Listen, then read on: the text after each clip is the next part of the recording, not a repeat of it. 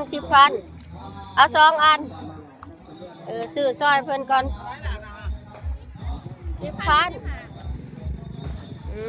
โอ้ยเฮ็ดแล้วแม่โอ้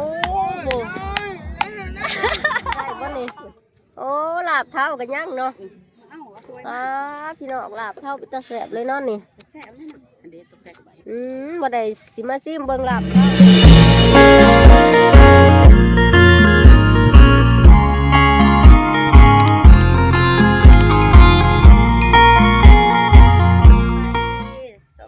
สวัสดีพ่อแม่พี่น้องเนาะยินดีต้อนรับเขาสู่ช่องผู้เลือดาสาวลาวคือเก่าพี่น้องมื้อนี้สาวดาอยู่เมืองเรางามพี่น้องมางานบุญแข่งเรือเนาะอยู่ที่เมืองเรางามมื้อนี้ก็มาใกล้เด้พี่น้องมากับผู้บ่าว2 คนไปทุกคนเข้าไปในงานเลยบ่าวสิพายเบิ่งแต่ผู้สาวมากผู้สาวเหรอลูกพี่สิไปไสล่ะนี่บ้าตำรวจนี่สิเมื่อนอนเลยโอ้สิเมื่อนอนเลยบ้าตำรวจอยู่หนางานนี่ทุกคนเปิดขายบักหมูปลาบักหมูเจ้าขายแนวใดล่ะหน่วย10,000บ่เนี่ยอันนี้5,000หน่วยสิพาเมื่อไปใช้งานบ่ทันเละ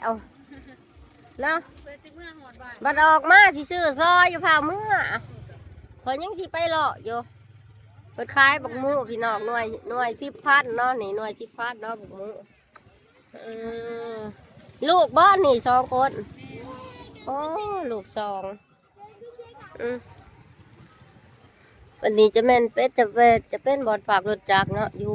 ยังนี่อยู่ป่าซักก็จะเห็นกระโฮมดีอยู่เนาะบอดฝากรถจักรบรรยากาศหนางานพี่น้องว่า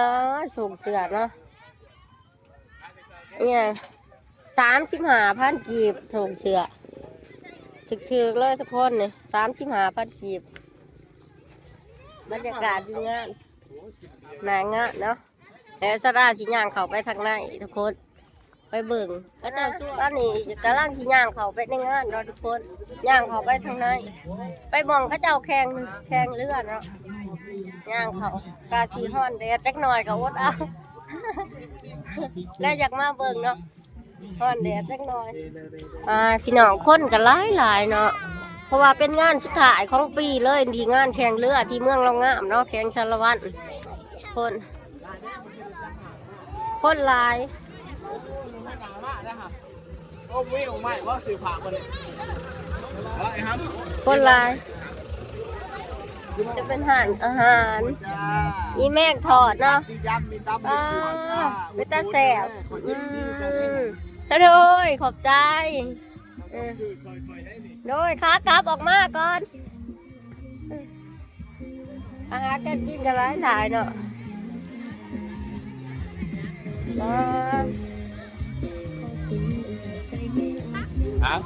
ผู้สาวงามเมืองเรางามนี่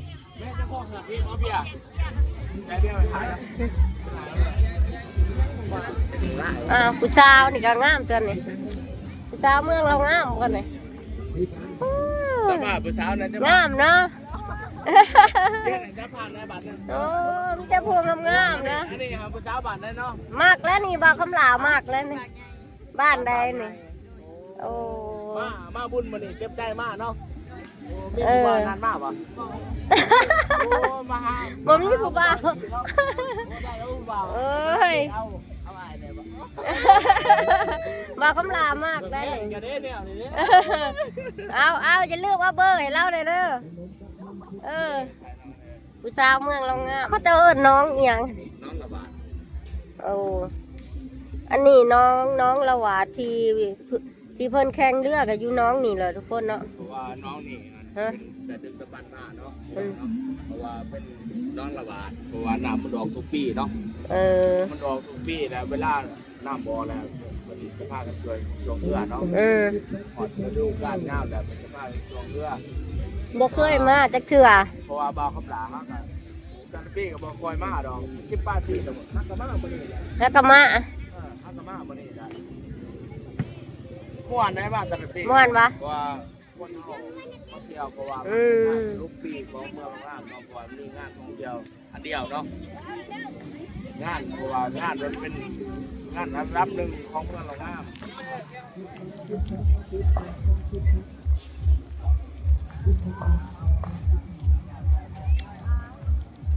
ก็ว่าคนหลายน้ำใสๆเนาะน้ำใสไปเบิ่งทีมเพื่อนทุกคนมีบ้านได้เมืองได้แน่ว่ามาแข่งเรือนี่ มีเมืองเรางามเมืองว่าปีเพราะว่าเมืองแข้งสารวัตรเนี่ยมาครบทุกเมืองเลยเนาะ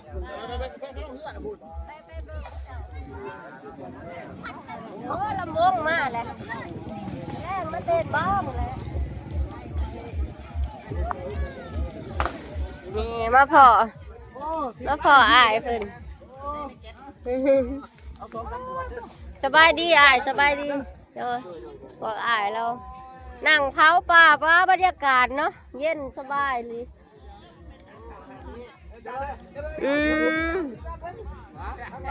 สบายดีเด้อเบิร์ดทุกคนเด้อเอ้ยโดยนี่เผาป่าเพื่อนพี่น้องเป็นตาแสบเนาะปลาโตใหญ่ไอ้ลีเนาะโอ้ยโหได้บรรยากาศเย็นๆเลยนั่งข้างนองนี่มาพ่ออายเพิ่นเนาะโอ้เพิ่นนั่งแคบนอง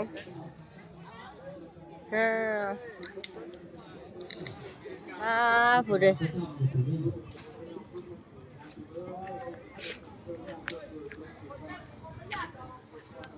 นี่เหือเพิ่นยังพักผ่อนพี่น้องเนาะก็แล้วเพิ่นกำลังสิลงแข่งเพิ่นซ้อมไว้เนาะ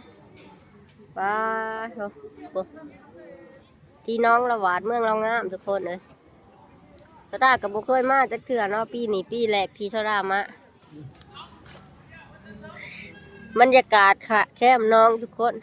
เพิ่นก็มีชาวบ้านมาหนึ่งเขาตั้มหมอกฮุงเนาะเฮ็ดอยากเฮ็ดกินนี่เบิ่งแข่งเหือเลยเนาะจะเป็นป่าเนาะทุกคนเป็นป่า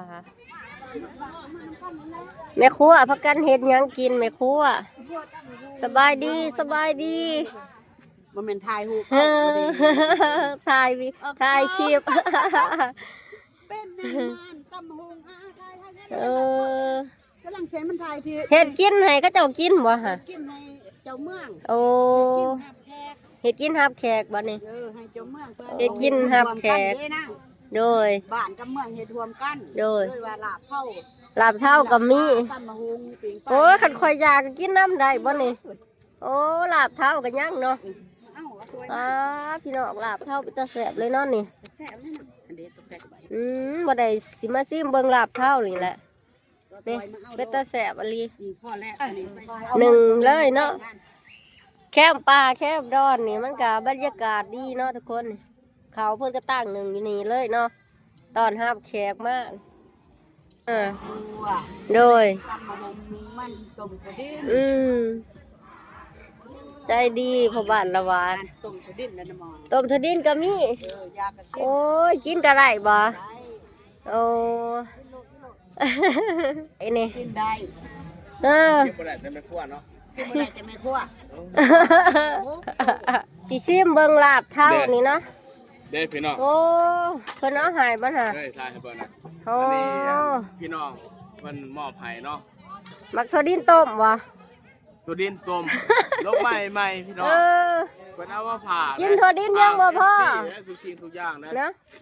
สดาก็อยากกินลาบเท่าอีกนี่เนาะแม่เพิ่นเฮ็ดคือสิแซ่บนะ เข้าปลาคำลากระยาต้มตัวดินเพิ่นก็ว่าให้เลยทั้งสองคนว่าเอาขอบใจหลายๆเด้อสิเด้อเอา เอาตัก พี่พ่อแม่พี่น้องเด้อมื้อนี้เด้อบ่าวคำลาจะมาตักลาบเท่าเพราะว่า มันเป็นตาแซ่บอยู่เนาะซิมเบิ่งโอ้ยโอ้ยเบิ่งยามใดก็เป็นตาแสบแม่นลาบเท่าย าพอแล้วมันหลายโพดน่ะพอแล้วยังไปบ่คำลาผู้ไปกินอยู่โพด มาพี่เด้อพี่น้องเด้อ นี่แม่เพิ่นนี่ ประทายพอกินถั่วดิน มากิ แน่ นน้ำกันเด้อพี่น้องเด้อโอ้ยกินฮอดบ่เจ้าจะจ่อยเด้ นี่ กินข้าว ไปนี่ก็มีแต่ผู้สาวก็มีบ่อยู่นี่นี่เบิดเนาะ อยู่เมืองเรางามเบิดทุกคนแต่ว่าเนาะแต่ว่ามื้อนี้สะดากับมาแต่เมืองละครเพลงเลยเนาะมาไกลเติบมื้อนี้ทุกคนปีแรกได้นี่มานี่ ง่ายง่ายเนาะ สบายดีเด้อพ่อสบายดีแม่พ่อเบิดทุกคนเนาะเนาะแซ่บบ่เนี่ยทุกคนเนาะมื้อนี้สะดามานี่ก็กินลาบเท้าทุกคน แล้วเช้าค่ะ นี่ ฮะ กินกันโคตรหลับเข้า ปิดกับมันดีเนาะพอมีเวลา จะถ้วยเบิ้งอ่ะกูได้เป็นซาแม่ แซ่บอะไรทุกคนเลย เอาเบิ้ง เราบอกให้จับมือมูเนาะ แซ่บเนาะ ว่าขันให้10,000เอาไปให้เขาละเราอาจจะให้เขา10,000ก็แสนจ้า 10,000มีให้จับ แซ่บ ปัญหาแสนหนึ่งนี่สิมาให้มันโตนะวัน ให้ นี้ มาตุ้ง ไว้ไม่ได้ดอกไม่อยากแก้ปัญหา ทำยังไงทุกคน ตุ้มนี่พวกเขาบ่หายแล้วกันได้เงิน แม่คนบอกแน่ดิแกโอ้ไม่ได้ดอกเนี่ย ตามคนจานใหญ่เลยทุกคนเนาะ บ่เพื่อนที่หมดบ่สา แซ่บ บนดังกันเนาะว่าบนดังสาว มา พี่ พอ มา เพิ่นใจ ใช่ ดีดีเนาะมาพอลาบข้าวเพิ่นก็ให้กินมื้อ ได้ดิ เพิ่น มัน ใจ ตัว ดี ดินเด้นะตัวดินเด้ ลาบป้าบ่นี่ป้า โอ้ ป้าถ้วยใหญ่เลย โอ้ เนาะ ยเขากองกำนี่ ต้มหมักตัวดินเด้อพี่น้องเด้อ เออ พังได้บ่เคยได้กินแต่มากินพังลาวเด้อพี่น้อง นี่แหละอีนายนาข้าวๆในต้มตัวดิน เนาะ โอ้ยขนาดจะได้เป็นใหญ่เลย เล่นคน เนาะ ข้าวเป็นคนโอ้ ดัดเท้าย ามัน แซ่บมาก นี่แม่อันต้มตัวดินแม่ใจดียังไงมึง เพิ่นก็ แขกลูกหลานกินน้ำ แจกเนาะนี่เพิ่นก็ใส่ท้องให้พี่น้องเทื่อแรกได้สดามาที่เมืองลงอ่ะเนาะทุกคนขาวๆเนาะ จะถามหมดดิหมูอยู่บ่ ลาบเท้า แต่คำหลา เดี๋ยวขนาด เนี่ย ก่อนเลยเด้อ สดามาเพิ่นก็เอิ้นให้กินลาบเท้าบักทอดินเพิ่นก็ตักให้เป็นท้องเลยทุกคน นะ ความใจดี เดี๋ยวไปแล้ว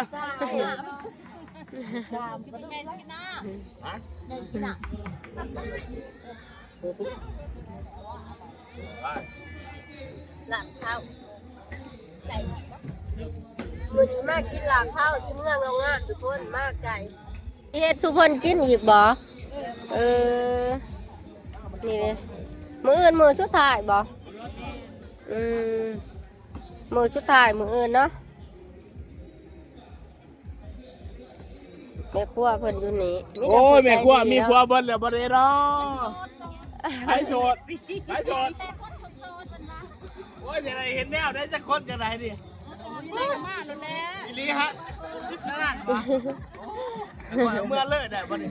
ฮะ โอ้ยบ่ได้ดอกเอาเมื่อเลยบ่ได้ดอกแม่ บ่ได้ดอก เพิ่นกำลังสิเกี่ยมโตไปขึ้นแข่งเนาะเมื่อกี้คู่หนึ่งผ่านไปจะได้บ่ได้มาถ่ายมัวแต่กินลาบเท่าแซ่บทุกคนนะนี่ก็เป็นทีมหัวสีฟ้าเนาะเพิ่นมาล้อ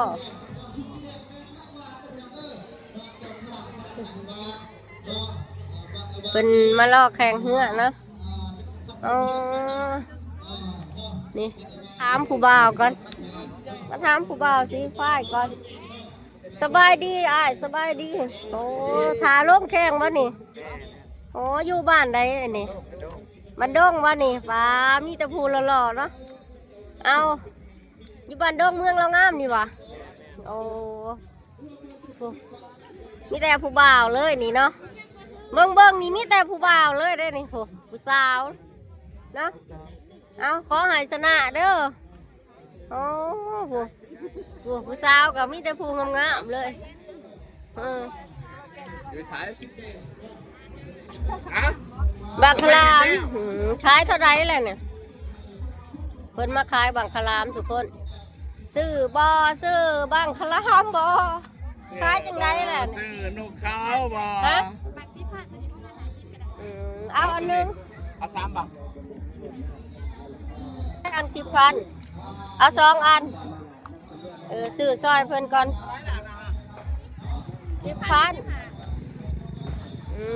โอ้ยอย่าเฮ็ดนะแม่ โอ้โห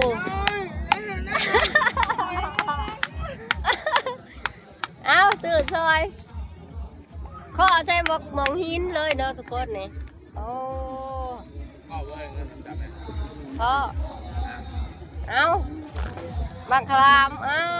10,000 5,000แม่ 10 เช้าเอาไปขายมาเด้อทางนี้ทุกคนโอ้เพิ่นก็นั่งเบิ่งเนาะกำลังสิไปนี่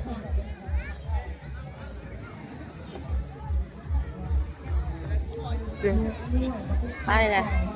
ชาวด้าสิทาเบิ่งคู่นี่เนาะว่าอันทีมได้เพิ่นสีสนามเนาะเพิ่นกำลังลงทุกคน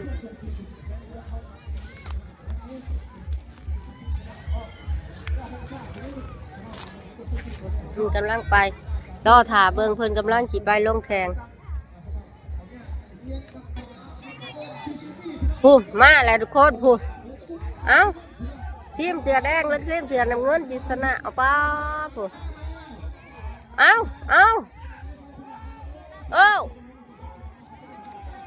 ไปผู้ใครชนะเอ้า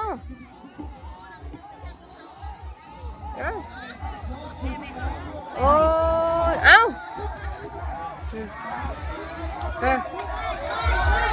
เสือแดงเอ้าเน่โอ้เสมอประจักษ์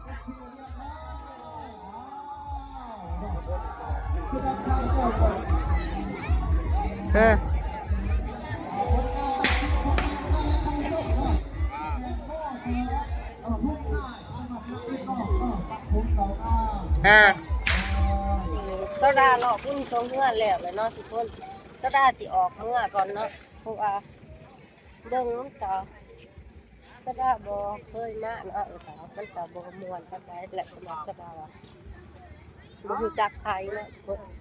ก็ได้ก็มาตอนนี้ก็ได้สิออกเมื่อ